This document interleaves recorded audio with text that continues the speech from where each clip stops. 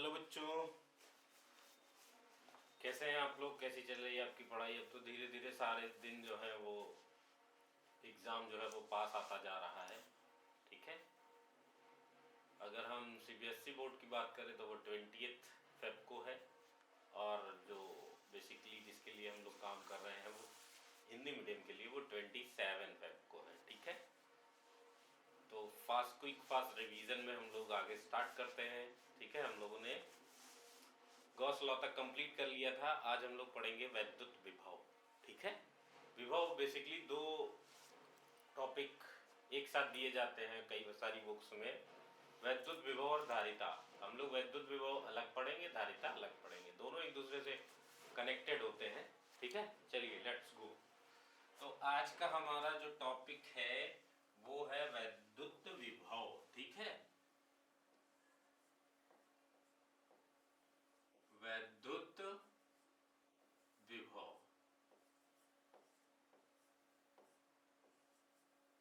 ठीक, electric potential बोलते हैं इसको। ठीक है, वैद्युत विभव। ठीक, तो भाई विभव होता क्या है? सबसे पहले तो ये मुद्दा है कि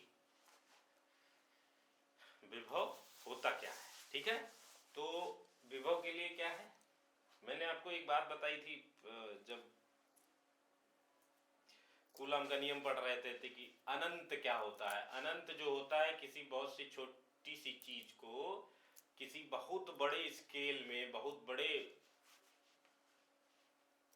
प्रोस्पेक्टिव में देखा जाए तो क्या होगा, उसको हम अनंत बोल देते हैं। जैसे कमरे में चींटी, चींटी के लिए क्या है, कमरा अनंत हो जाएगा। या छोटे छोटे जो इंसेक्ट्स होते हैं उनके लिए हम लोग क्या है, अनंत है।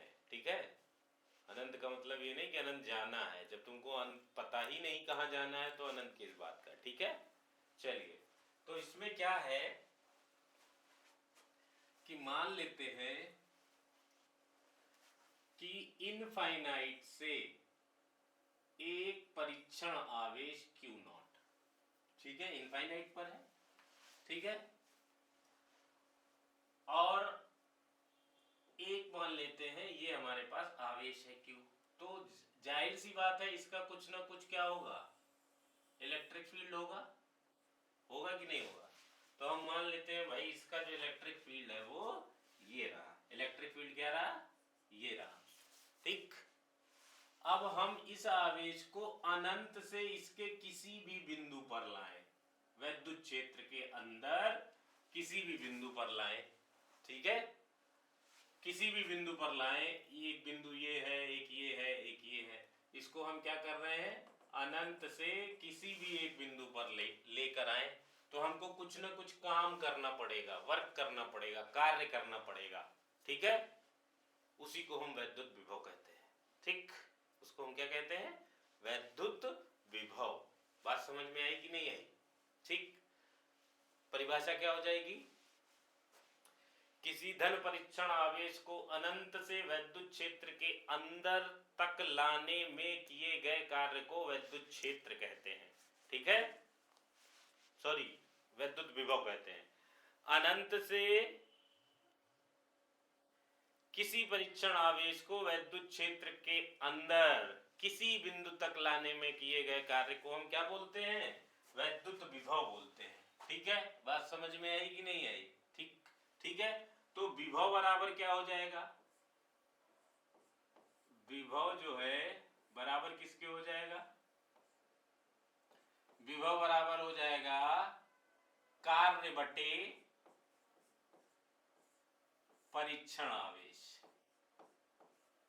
कार्य बटे परीक्षण आवेश। ठीक है, कार्य बटे परीक्षण आवेश।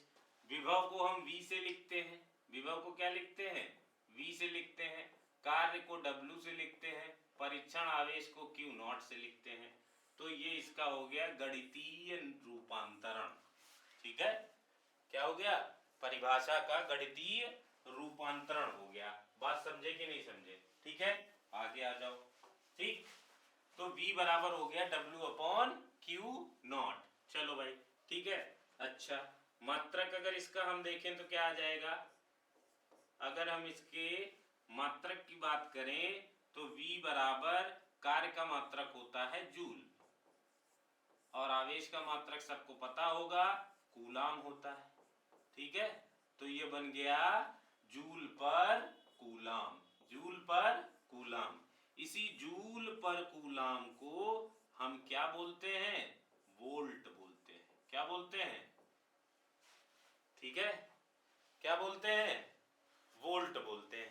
बात समझ में आई कि नहीं आई? ठीक है, तो मात्रक क्या हो गया इसका, वोल्ट हो गया। अच्छा, ये कैसी राशि है, ये अदिश राशि होती है, तो आपको बहुत ज्यादा इसमें इलेक्ट्रिक फील्ड की तरीके दिमाग लगाने की जरूरत नहीं है, केवल फॉर्मूले पे काम करना है। ये कैसी राशि है, अदिश राशि है। बोलो भाई, बात समझ में आई कि नहीं आई? बोलो बेटा, आ गई ना? अब मान लो कि ये जो अपने पास कहानी है, ये वाला बिंदु A है, ये B है, ये C है, ये D है, कुछ भी मान लो। हम परीक्षण आवेश को इस बिंदु A तक लाए, अब A से B तक ला रहे हैं। ठीक है, ठीक, A से B तक ला रहे हैं, तो देखो एक, ठीक है, A से B तक ला रहे हैं, तो जाहिर सी बात है कि इस A बिंदु पर और इस B बिंदु पर विभव अलग अलग होगा। अलग अलग होगा कि नहीं? ठीक है, जब विभव अलग अलग होगा तो ये क्या हो जाएगा, विभव में अंतर बन जाएगा। इसी को हम बोलते हैं विभवांतर। क्या बोलते हैं, विभवांतर। ठीक है, इसी को हम क्या बोलते हैं, विभवांतर बोलते हैं। ठीक है, विभवांतर बराबर क्या होता है, VA minus VB is equal to W/Q। Formula same होता है दोनों का। ठीक है, फॉर्मूला भी सेम, मात्रक भी सेम, राशि भी सेम।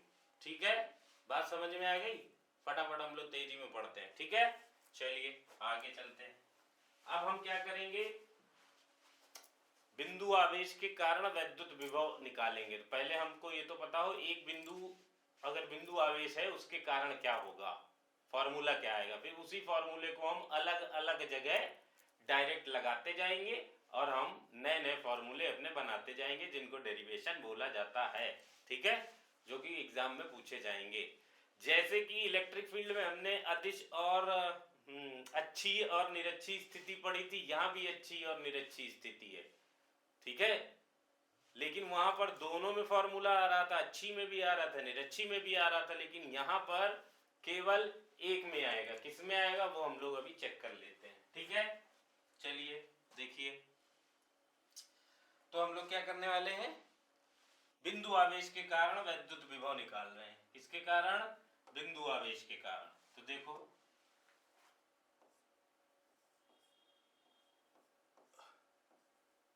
बिंदु आवेश के कारण, आवेश के कारण क्या हो जाएगा, वैद्युत विभव निकालना है, वैद्युत विभव। ठीक है, बिंदु आवेश के कारण वैद्युत विभव निकालना है। चलो भाई निकाल लेते हैं। क्या, बिंदु आवेश के कारण वैद्युत विभव निकाल लेते हैं। ठीक, ठीक है, चलिए देखिए,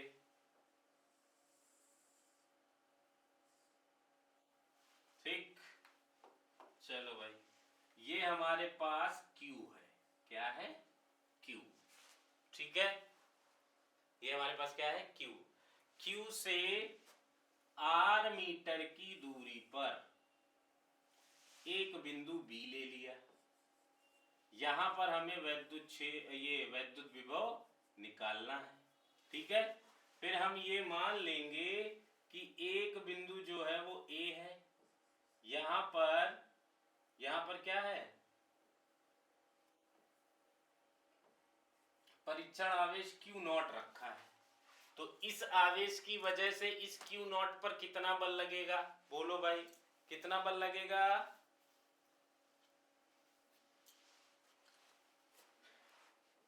अरे भाई बल पीछे बता चुका हूं मैं, याद होगा। F is equal to Q naught E ही तो लगेगा, E बराबर F बाई क्यू से। बोलो भाई, E बराबर F बाई क्यू से जो है वो क्या लगेगा, इतना ही तो बल लगेगा। ठीक है, अब हम क्या कर रहे हैं, एक बिंदु इस Q से R मीटर की दूरी पर है। कितनी दूरी पर है, R मीटर की दूरी पर ले लिया। ठीक, R मीटर की दूरी पर ले लिया, ले लिया, कोई दिक्कत? ठीक है, ठीक, ये A पॉइंट है तो इसको P बना लो। और फिर हम क्या कर रहे हैं, देखो ये बल बताने का मकसद या मतलब एक ही है कि जब बल की दिशा में विस्थापन होता है तो धनात्मक होता है। यहाँ पर बल के विपरीत चल रहे हैं। ठीक है, कैसे? हम ये मानेंगे कि एक बिंदु यहाँ पर Q है और हमने पहले बहुत ही छोटा विस्थापन लिया है जिसको हम dx मानेंगे। छोटा विस्थापन लिया है जिसको हम dx मानेंगे। ठीक है, क्लियर? अब बिंदु P पर ये वाला आवेश कहाँ है, बिंदु P पर है। P पर जब ये वाला आवेश है तो क्या हो जाएगा, बल लगेगा। कौन सा, F। ठीक है, F लगेगा तो कूलाम के नियमानुसार क्या हो जाएगा, कूलाम के नियमानुसार, कूलाम के नियमानुसार क्या हो जाएगा, F बराबर 1/4 pi epsilon naught Q naught by R square. ये ध्यान रखना, अभी हम कहाँ पे बात कर रहे हैं, इस P पे बात कर रहे हैं। अभी हम वापस पीछे चले नहीं है, Q बिंदु पर आए नहीं है। ठीक है, तो ये हमारा क्या हो गया, इतना इतना कहानी बन गई। अब बिंदु P से बिंदु Q तक आने में कितना हमने विस्थापन किया, dx किया, और वो भी किसके विरुद्ध किया, F के विरुद्ध किया। किसके विरुद्ध किया, F के विरुद्ध किया। तो बल इधर, विस्थापन इधर, दोनों के बीच का कोण 180, और cos 180 क्या होता है, -1। तो यहां से हम क्या लिखेंगे, बिंदु P से, बिंदु P से प्लस Q नॉट आवेश को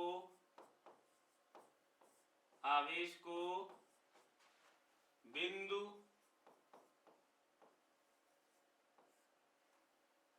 Q तक लाने में किया गया कार्य, Q तक लाने में किया गया कार्य, किया गया कार्य। ठीक है, तो हमने विस्थापन बहुत छोटा रख रखा है, तो ये आ जाएगा dw बराबर fs। s क्या होता है, विस्थापन होता है, तो यहाँ fs cos थीटा होता है कि नहीं फॉर्मूला। ठीक है, cos थीटा, तो dw बराबर क्या आ जाएगा, dw बराबर क्या आ जाएगा, f dx cos 180, मतलब ये आ गया -f dx। कोई समस्या, कोई परेशानी, कोई कष्ट? बोलो बेटा, कोई कष्ट? बोलो भाई, बोलो। नहीं ना, बात समझ में आ गई? ठीक है, चलो आगे चलते हैं। देखो अब हम क्या कर रहे हैं, अनंत से बिंदु B तक ला रहे हैं। कहां से ला रहे हैं, अनंत से बिंदु B तक ला रहे हैं। ठीक है, तो यहां लिखेंगे अनंत से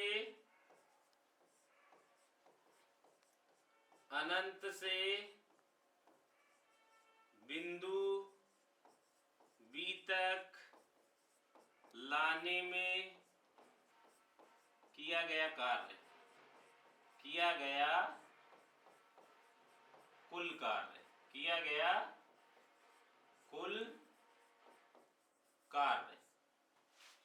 गया कुल कार्य क्या हो जाएगा, बोलो भाई, किया गया कुल कार्य क्या हो जाएगा, W बराबर, अब इसमें हम लगा देंगे लिमिट, इंटीग्रेशन लगा देंगे, ये हो जाएगा इन्फिनिटी से आर बी हमने मान रखा है, ठीक है, इन्फिनिटी से आर बी मान रखा है। बोलो भाई बात समझ में आई कि नहीं आई। चलो अब इसको हम लोग आगे सॉल्व करते हैं। f का मान रख दो जरा, तो w बराबर क्या आ जाएगा, f का मान रखेंगे माइनस का 1/4 pi epsilon naught q1 q2 by R square dx, R square dx, ठीक है, ठीक, आर स्क्वायर dx, ठीक है, आर स्क्वायर dx, ठीक। तो देखो भाई इसको dr कर लो, क्योंकि बाद में नहीं लिखोगे क्या किया सर आपने, ऐसा कहाँ होता है, कुछ भी रखो कोई टेंशन नहीं है, ठीक है। तो ये आ जाएगा dr। अब हम इसको इंटीग्रेट करेंगे, क्या करेंगे, इंटीग्रेट करेंगे। तो जो कॉमन टर्म है, यानी कॉमन टर्म कौन होगा, बोलो भाई, जो कांस्टेंट होगा, तो कांस्टेंट ये वाला टर्म है, तो W is equal to minus का 1/4 पाई इप्सिलॉन नॉट और इनटू क्या, Q1 QQ नॉट है ना ये इधर, ठीक है, Q1 Q2 नहीं है, ये QQ नॉट है, ठीक है, या Q1 Q2 जो भी आप समझे, जो यहाँ पर लिया उस हिसाब से ये QQ नॉट है, ठीक है। तो ये आ जाएगा QQ naught into QQ naught, QQ naught, अंदर क्या बचेगा, infinity to R square dr। Integration क्या होता है, इंटीग्रेशन पता है ना सबको, इंटीग्रेशन होता है x की पावर अगर n है dx है तो इसको लिखेंगे x की पावर n+1 अपॉन n+1, ये होता है इंटीग्रेशन, ठीक है, ठीक, ठीक है कि नहीं, ठीक है, बोलो भाई, ठीक है, बात समझ में आ गई। चलो भाई इस आर को ऊपर लेके जाएंगे, क्योंकि फॉर्मूला तो इस फॉर्म में है ना, इस आर को ऊपर लेके जाएंगे तो क्या हो जाएगा, W बराबर माइनस का 1/4 pi epsilon naught Q not, तो इसको जब इंटीग्रेट करेंगे तो ये आ जाएगा माइनस का 1/r। कैसे आएगा वो इधर देख लो, कैसे आएगा भाई, x की पावर r की पावर 2 को, r की पावर 2 को, r की पावर 2 को जो 1 अपॉन में है उसको हम कहाँ लेके जाएंगे, ऊपर लेके जाएंगे, तो पावर -2dr हो जाएगी। अब ये फॉर्मूला लगाओगे तो क्या आ जाएगा, तो देखो n+1, n यहाँ पर कितना है, माइनस का 2, यहाँ कर दो प्लस का 1 अपॉन -2 प्लस 1, देखो टोटल पावर से डिवाइड हो रहा है, तो हमारे पास क्या कहानी बन जाएगी, ये बन जाएगी r की पावर -1 और ये आ जाएगा -1, ये क्या आ जाएगा -1, तो इसको हम यही तो लिख सकते हैं ना, ठीक है। तो ये लिखा, लिमिट कहाँ से है, इनफाइनाइट से r, upper limit minus lower limit, upper limit क्या है, अपर लिमिट है r, तो इसको हम ऐसे लिख दें QQ naught by 4 pi epsilon naught, और ये हमारे पास आ जाएगा माइनस का 1/r plus 1 upon infinity, 1 upon infinity 0 होता है, ये माइनस इसको क्या कर देगा प्लस, तो हमारे पास फाइनली क्या आया, W आ गया, W क्या आ गया, 1/4 pi epsilon naught Q1 QQ naught by R आ गया, ये क्या निकला, W निकल के आया, क्या निकल के आया, W, वर्क निकल के आया। अब देखो, अब हमको क्या करेंगे, विभव की परिभाषा से, क्या करेंगे, विभव की परिभाषा से, विभव की परिभाषा से, विभव की परिभाषा क्या होती है, V बराबर W अपॉन क्यू नॉट होती है। W हमने निकाल लिया है, तो W है 1/4πε0 Q naught by R upon Q naught से क्यू नॉट कैंसिल, ठीक है। तो क्या बचेगा, V बराबर 1/4πε0 और ये आ जाएगा Q बाई R। ये हमारा विभव आ गया। क्या आ गया, विभव आ गया।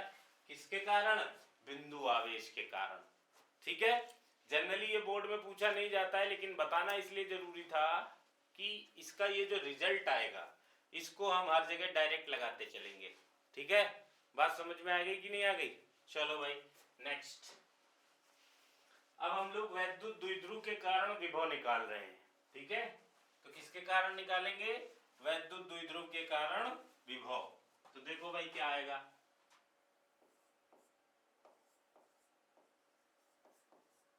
वैद्युत द्विध्रुव के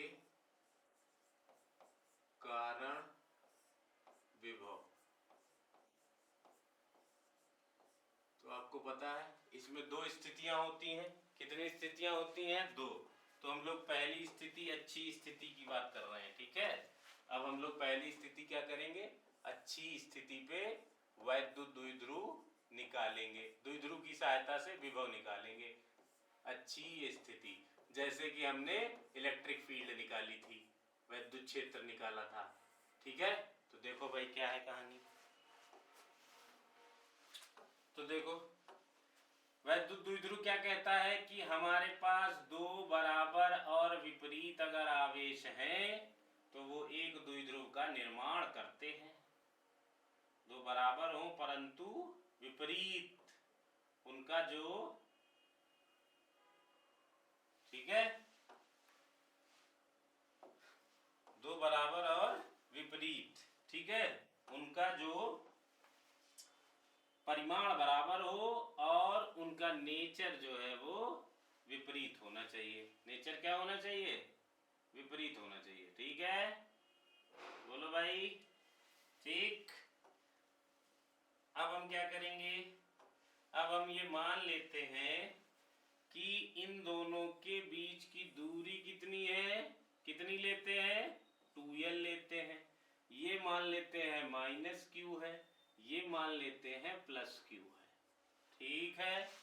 ये -q है और ये +q है, ठीक। बात समझ में आई कि नहीं आई। अब हम क्या करेंगे, अब हम इसका सेंटर पॉइंट ले लें। क्या ले लें, सेंटर पॉइंट। ये हमने ले लिया O। जब हम ये O ले लेंगे तो ये वाली दूरी और ये वाली दूरी दोनों क्या L और L हो जाएंगी। बोलो भाई, क्या दोनों जो है वो L और L हो जाएंगी। हाँ बिल्कुल हो जाएंगी। अब हम इस O से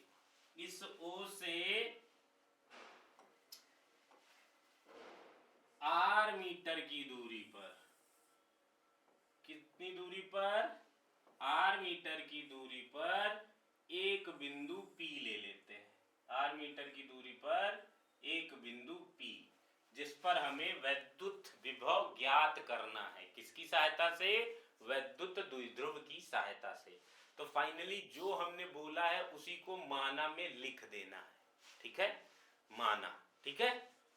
अब देखो इस धन वाले आवेश से, अगर इस धन वाले आवेश की हम बात करें तो इस धन वाले आवेश से ये वाली दूरी कितनी होगी भाई, ये यहां तक कितनी है R और ये कितनी है L, तो ये R - L हो जाएगी। और इससे R + L हो जाएगी, ठीक।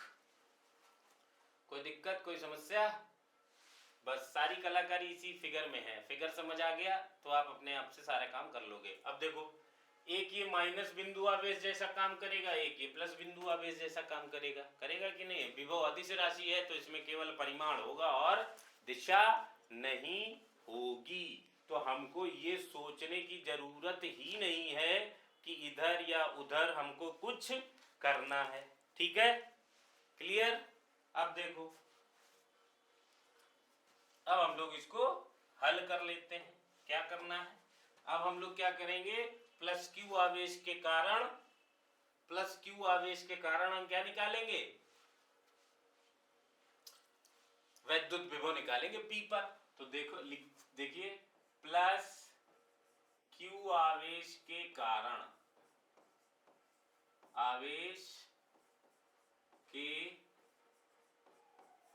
कारण बिंदु पी पर विभव, बिंदु पी पर विभव। ठीक है, बिंदु पी पर विभव, प्लस क्यू आवेश के कारण बिंदु पी पर विभव।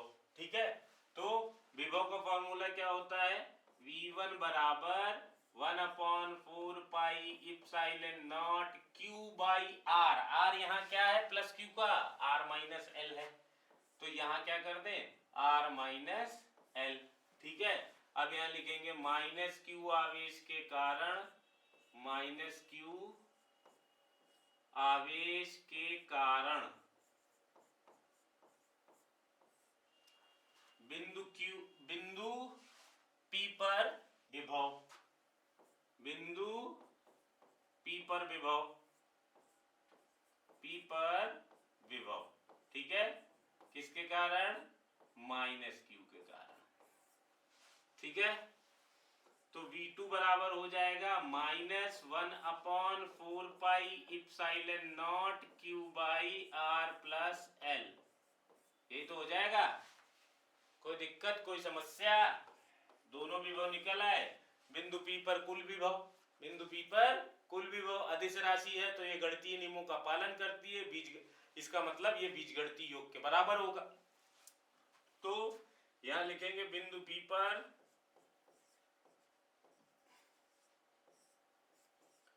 बिंदु P पर, बिंदु P पर कुल विभव, अदिश राशि है तो परिणामी बीजगणितीय योग के बराबर होगा। ठीक है, तो कुल विभव अगर हम निकालेंगे तो यहां से देखो, तो ये आ जाएगा V बराबर V1 प्लस V2, मान रख दो V बराबर 1/4 pi epsilon naught Q by R minus L। यही तो है पहला, फिर प्लस, और ये माइनस का है तो प्लस को माइनस कर लेगा, तो ये आ जाएगा 1/4 pi epsilon naught Q by R plus L। हो गया। अब देखो, ये कॉमन आ रहा है, इसमें दोनों में कॉमन कर लो भाई, जो कॉमन आ रहा है उसको कॉमन कर लो। तो कॉमन करेंगे तो क्या आ जाएगा, तो देखो इधर, तो ये बन जाएगा V बराबर Q/4 पाई इप्सिलॉन नॉट। ठीक है, ठीक, ये दोनों से कॉमन आ गया। अंदर क्या बचा, अंदर बचेगा 1/R minus L minus 1/R plus L। ठीक है, यही तो बचेगा, बचेगा ना। जब यही बचेगा तो इसको एलसीएम लेके अब हल कर दो। अगर ध्यान से देखो, सारी चीजों को कायदे से समझने की कोशिश करो तो एक चीज समझ आएगी। क्या क्या जो फिजिक्स है वो केवल यही दो इक्वेशन लिखने में अप्लाई हुई, देखो ध्यान से, बस यही तो है ना।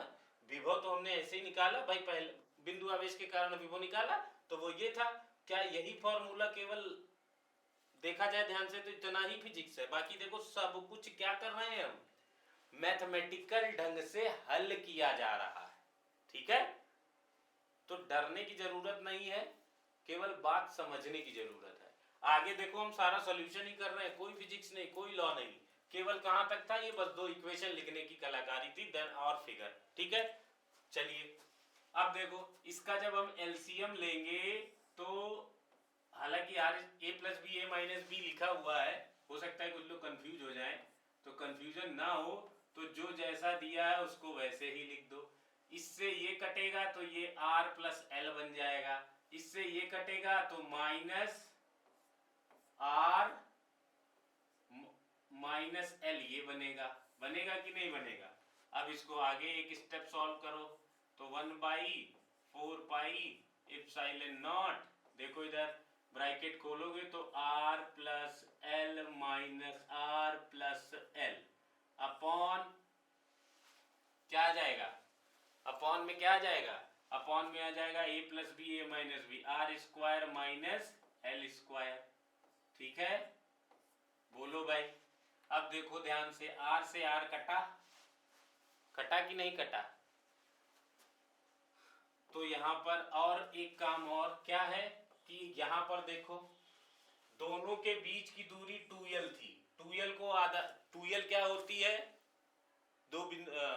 दो बराबर तथा विपरीत आवेश अगर न्यूनतम दूरी 2l पर रखे जाएं तो वो एक द्विध्रुव का निर्माण करते हैं।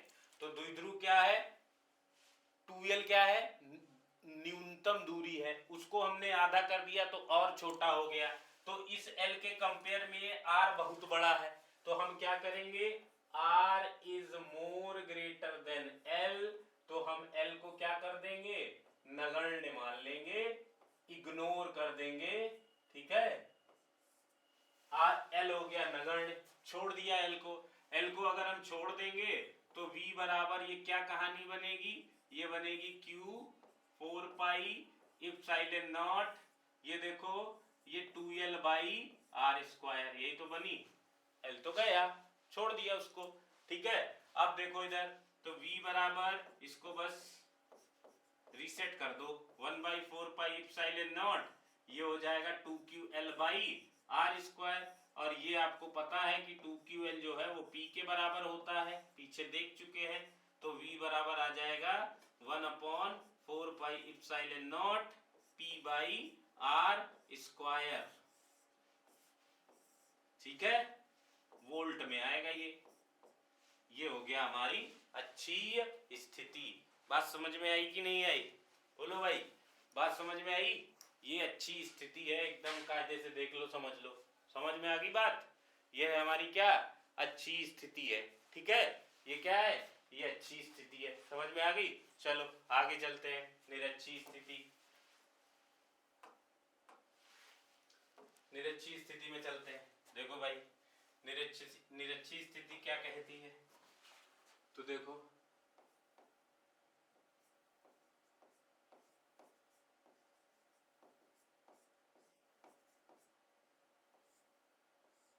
निरच्छी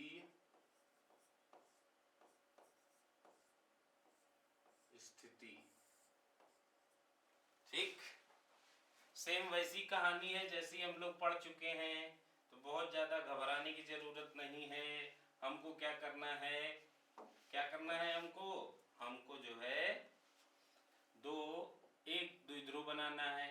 ठीक है, एक क्या करना है? द्विध्रुव बनाना है। ठीक,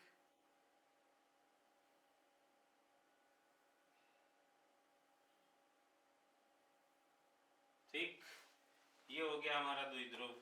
ठीक है, इनके बीच की दूरी क्या है? इनके बीच की दूरी जो है वो हम ले लेते हैं, इनके बीच की दूरी जो है वो 2l है, जैसा कि आप सभी लोग जानते हैं, इसमें कोई रॉकेट साइंस है नहीं।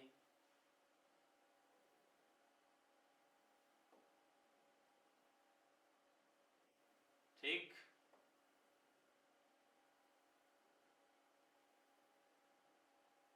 ठीक, ये दोनों के बीच की दूरी क्या हो गई? 2l हो गई, ये हो गई 2l। अब इनके बीच में एक बिंदु ले लेना है। ठीक है, सेंटर में एक बिंदु ले लेना है O। ठीक है, O से क्या है?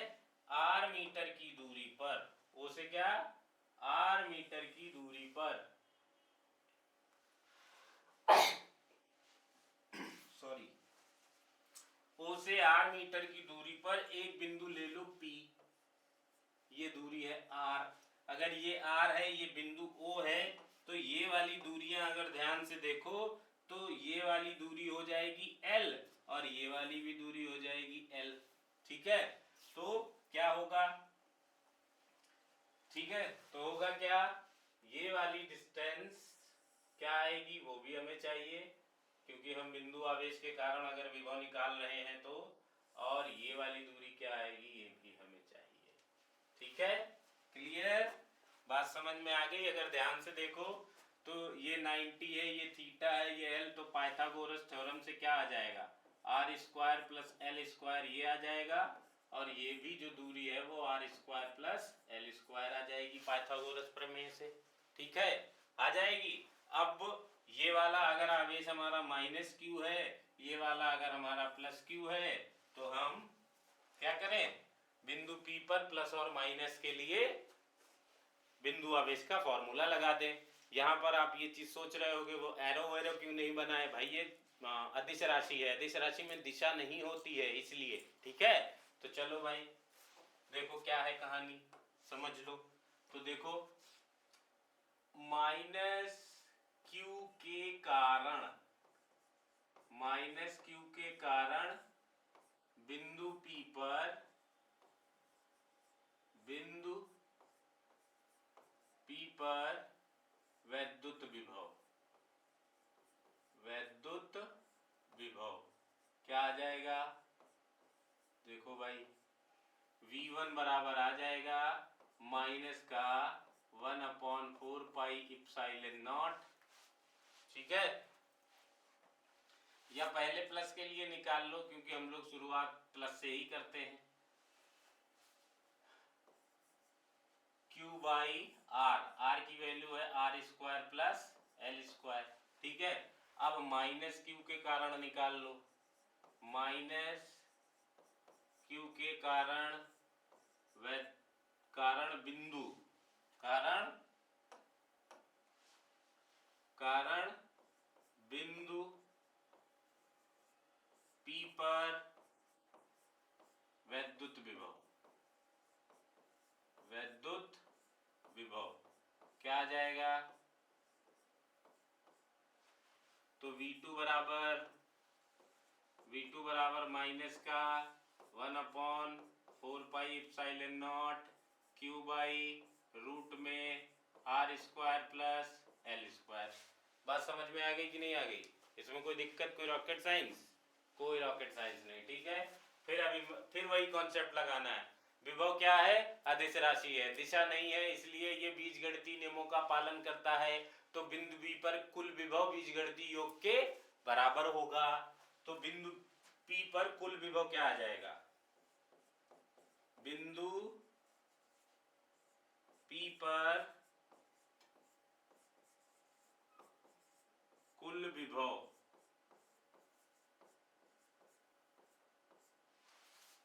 क्या आ जाएगा, V1 बराबर V1 प्लस V2, तो V बराबर V1 है 1/4 pi epsilon naught Q by root R square plus L square, V2 minus का है तो 1/4 pi epsilon naught Q by root R square plus L square.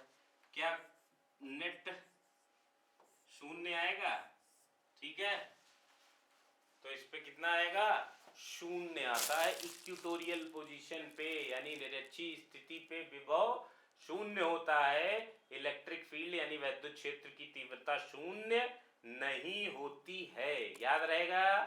ये था हमारा वैद्युत विभव के कारण वैद्युत द्विध्रुव के कारण वैद्युत विभव दो अलग अलग स्थितियों में। ठीक है, बात समझ में आ गई कि नहीं आ गई। इस चैप्टर में ये दोनों इंपॉर्टेंट है, लेकिन पहली वाली मोस्ट इंपॉर्टेंट है। ठीक है, क्लियर, चलिए आगे चलते हैं। नेक्स्ट में अब हम बात करते हैं वैद्युत स्थितिज ऊर्जा की। ठीक है, वैद्युत स्थितिज ऊर्जा की तो क्या होती है वो उसको भी समझ लेते हैं। वैद्युत स्थितिज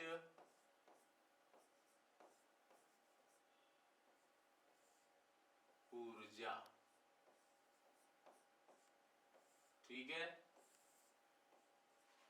आप आपको पता है कि कार्य भी जो होता है वो ऊर्जा का ही एक स्वरूप होता है, या ठीक है।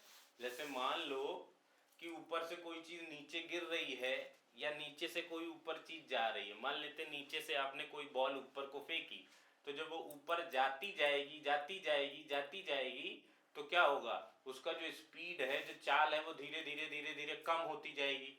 एक बिंदु ऐसा आएगा जहां पर उसकी चाल क्या होगी, शून्य हो जाएगी।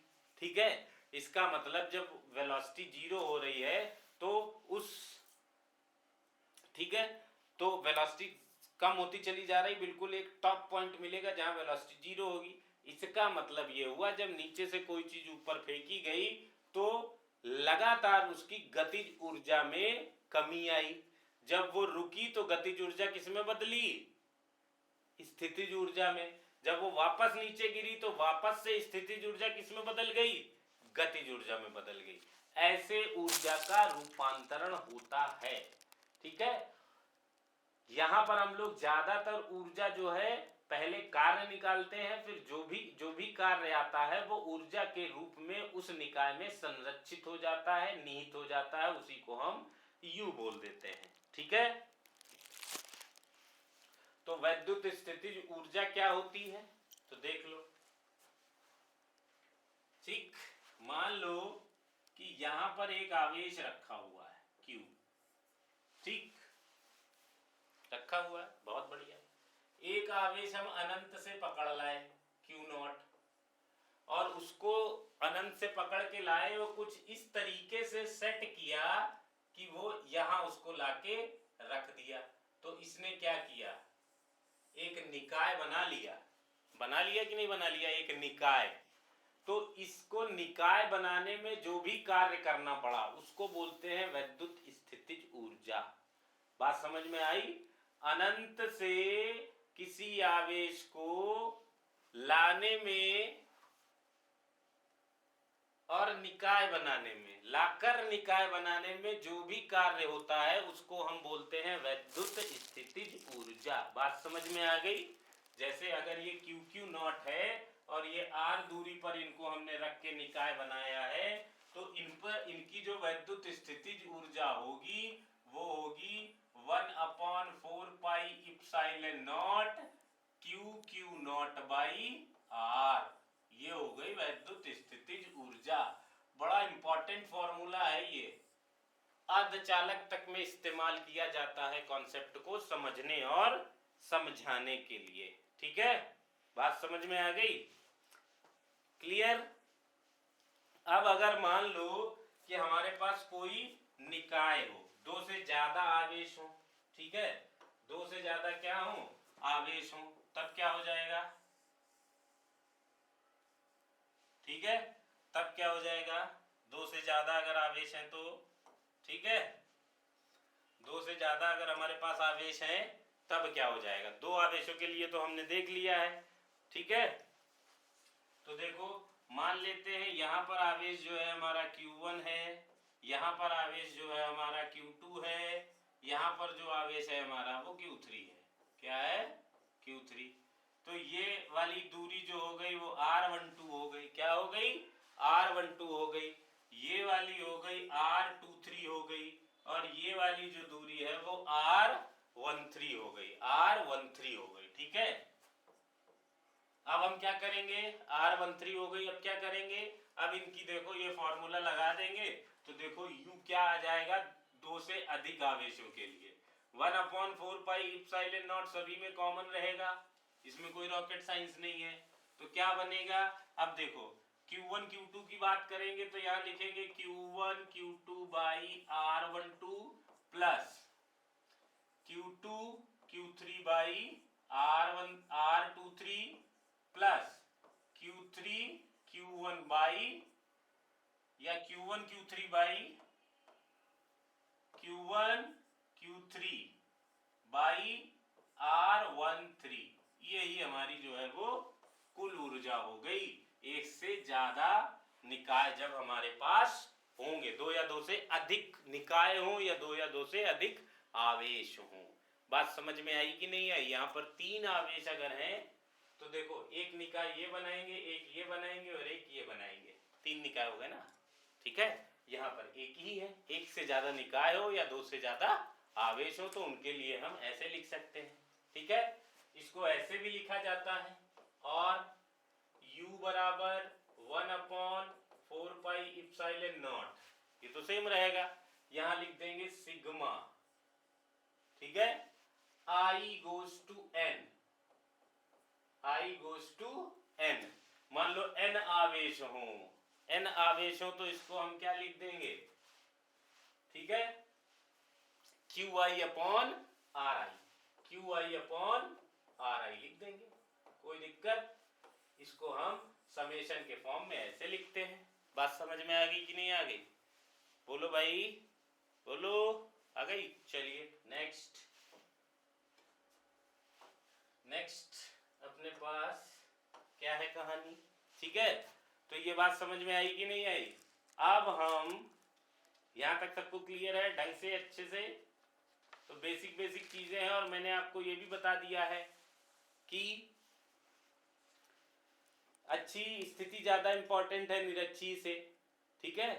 विभव की परिभाषा क्या होती है, मात्रक क्या होता है, कैसे निकालते हैं, कैसे बिंदु आवेश के कारण वैद्युत विभव निकालते हैं, बस वो याद रखो। बिंदु आवेश के कारण वैद्युत विभव, बिंदु आवेश के कारण वैद्युत क्षेत्र की तीव्रता, दोनों फॉर्मूले लगभग बराबर होते हैं, बस केवल आर का फर्क होता है, एक में सिंगल आर होता है, एक में आर स्क्वायर होता है, ये याद रखो, ठीक है।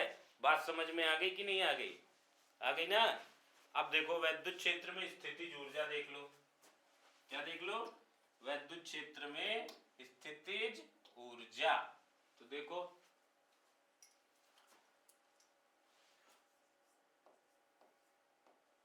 वैद्युत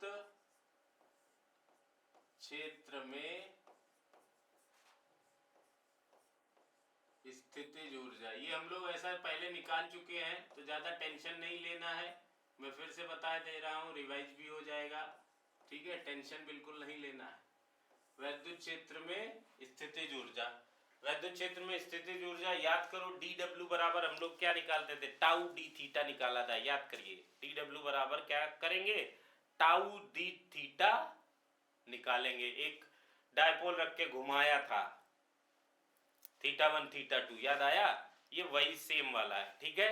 तो U बराबर क्या आ जाएगा, अगर कोई डायपोल रखेंगे और वो देखो, जब हम इलेक्ट्रिक फील्ड में, यहां समझ लेते हैं, मान लो ये हमारे पास क्या है, इलेक्ट्रिक फील्ड है, वो भी कैसी, यूनिफॉर्म इलेक्ट्रिक फील्ड है। तो मान लेते हैं कि अगर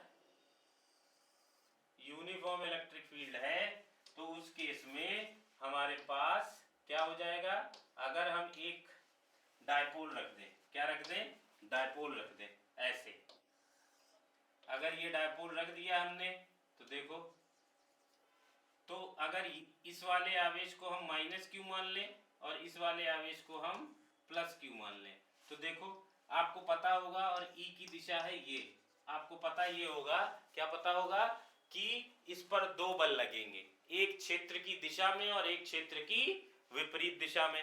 जो क्षेत्र की दिशा में लगेगा वो धनात्मक लगाएगा, तो इधर जब हम बल निकालेंगे, इधर जब हम बल लिखेंगे, तो वो आ जाएगा कितना, इस पे कितना बल लगेगा, F बराबर QE के बराबर लगेगा, और ये क्षेत्र की विपरीत दिशा में लगाएगा क्योंकि ये ऋणात्मक है, मैंने आपको बताया था, याद करिए। बोलो भाई, ये देखो लगेगा कि नहीं लगेगा? अच्छा, ये इसको इधर घुमाने की कोशिश करेगा, ये इसको इधर घुमाने की कोशिश करेगा, तो ये क्या हो जाएगा, इसमें घूर्णन का गुण उत्पन्न हो जाएगा, जिससे इसमें आघूर्ण उत्पन्न होगा। वही आघूर्ण हमने निकाला था, tau is equal to PE sine theta, याद आया? वो यहां पर हम लोग डायरेक्ट इस्तेमाल कर लेंगे, तो हमको U निकल आएगा। तो ठीक है, ठीक, क्लियर? तो यहां पर अगर ध्यान से देखो, पीछे वाला याद करो, पीछे मैंने इलेक्ट्रोस्टैटिक में बताया था, पीछे वाला याद करिए। तो U इज इक्वल टू, अगर याद हो तो, माइनस का पीई कॉस थीटा आ रहा था कि नहीं आ रहा था? बोलो भाई, ठीक है। कैसे करके मैंने आपको बताया था, क्या करके बताया था, टाउ डी थीटा से बताया था कि नहीं बताया था? टाउ जो था वो पीई साइन थीटा था, पीई बाहर चला जाएगा, sine sine theta D theta का इंटीग्रेशन कर लेंगे थीटा 1 से थीटा 2 लिमिट लगा के। बोलो बात समझ में आई कि नहीं आई? आई ना? बाद में एक 90 ले लेते थे, ठीक है, तो इसमें टाइम वेस्ट नहीं करते हैं, ठीक है। हाँ, यहाँ पर कुछ इंपॉर्टेंट चीजें हैं उनको समझ लो। क्या है इंपॉर्टेंट चीजें वो देख लेते हैं। देखो जरा, अगर पहला पॉइंट क्या है, स्थायी साम्य अवस्था के लिए क्या होना चाहिए? स्थायी, ये काम की चीज है, स्थायी साम्यावस्था, स्थायी साम्यावस्था, ठीक है। स्थायी साम्यावस्था के लिए क्या होना चाहिए? ऊर्जा न्यूनतम होनी चाहिए। क्या होनी चाहिए? ऊर्जा जो है वो न्यूनतम होनी चाहिए। क्या होनी चाहिए? ऊर्जा जो है, ऊर्जा न्यूनतम होनी चाहिए। अगर ऊर्जा न्यूनतम होनी चाहिए तो उसके लिए थीटा को भी न्यूनतम होना पड़ेगा। देखो भाई, बोलो भाई, फॉर्मूले से तो यही कहानी समझ में आ रही है कि नहीं आ रही है? बोलो। और थीटा न्यूनतम कब होगा? 0 पे न्यूनतम होगा, ठीक है। तो अगर थीटा 0 आ जाएगा, अगर थीटा 0 आ जाएगा तो टाउ बराबर क्या बन जाएगा? टाउ बराबर हो जाएगा माइनस का पीई कॉस 0, और कॉस 0 की वैल्यू आपको पता है क्या होती है? 1। तो टाउ बराबर क्या आ जाएगा? माइनस का पीई। ये क्या आ गई? ये न्यूनतम ऊर्जा आ गई। क्या आ गई? न्यूनतम ऊर्जा आ गई।